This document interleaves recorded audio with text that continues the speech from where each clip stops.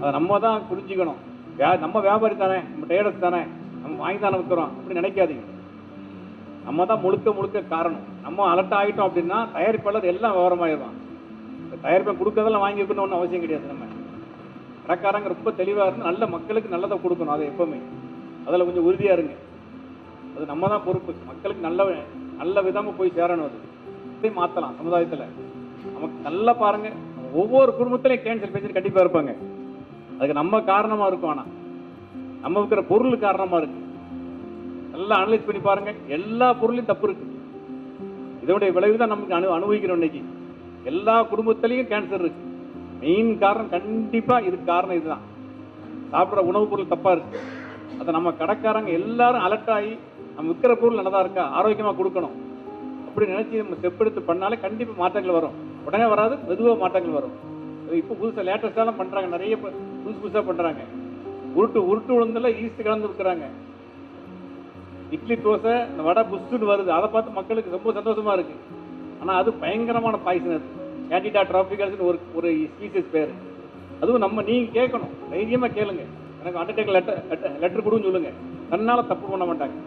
அதில் நம்ம தான் பொறுப்பு. அதுக்கு அதே மாதிரி ஏற்கனவே தெரியும், நம்ம போன வருஷத்துல பிரச்சனை ரவைகள் ஓடிட்டு இருக்கு. அந்த ரவையும் கேளுங்க. யார்கிட்ட எந்த ரவை விற்கிறீங்களோ, எந்த பிராண்ட் விற்கிறீங்களோ எல்லாத்தையும் கேளுங்க. நீங்கள் நாளைக்கு டெஸ்ட் எடுத்து ஃபெயில் ஆனால் நீங்கள் பொறுப்பா? தன்னால் முடிஞ்சது, எல்லாம் அலர்ட் ஆயிடுவாங்க. எந்த தயாரிப்பாலும் தப்பு பண்ண மாட்டாங்க. நம்ம கடைக்காரன் தான் பொறுப்பு. ஏன்னா நம்ம நல்ல பொருள் விற்கிறோம். மனசாட்சிக்கு துரோகம் பண்ணாமல் நம்ம ஒன்னே உணவுப் பொருள் மட்டும்தான் உலகத்திலே சிறந்தது. இதை அடிச்சுக்கிற எந்த தொழிலுங்க இதுக்கு பிறதான் எல்லாமே. நம்ம அதில் காம்ப்ரமைஸ் பண்ண அவசியமும் கிடையாது. இங்கே நல்ல பொருள் விற்றோன்னா கண்டிப்பாக நம்மளுக்கு தேடி வருவாங்க. நம்ம காசு தான் வேணும் நம்ம நினைக்காம பண்ணியதுனா போதும்.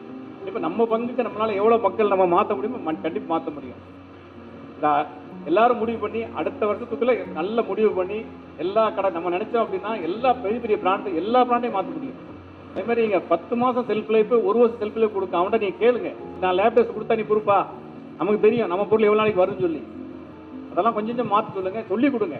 நம்மகிட்ட உங்ககிட்ட வாங்குற பார்ட்டிகளுக்கும் 3 மாதம்லாம் 2 மாதம்லாம் வராதுங்க. நல்ல பொருள் பூச்சி வரதான் செய்யும். நீ தேவைக்கு வாங்குங்க, பொருளை வாங்காதீங்க. 1/2 கிலோ வாங்குங்க, 1/2 கிலோ 1/4 கிலோ வாங்குங்க. இருந்தால் உங்கள் வீட்டில் வசதி இருந்தால் ஃப்ரிட்ஜில் வச்சுக்கோங்க. அடுத்து என்ன 1 வருஷம் 2 வருஷம் எப்போ எவ்வளோ ஸ்ட்ராங் ஆகுதுன்னு பாருங்க. கேஸ் வேற மாதிரி கொண்டு போயிடுவாங்க, உள்ளத்துக்கு போடுற அளவுக்கு கொண்டு வந்துருவாங்க அந்த கேஸை.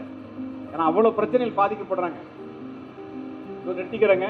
நீங்கள் ரொம்ப சந்தோஷமா இருக்கு. ஆனால் அடுத்தது இதோட பெரிய ரிசார்ட்டில் பிடிச்சி இன்னும் 1000 பேரை கூட்டணும்.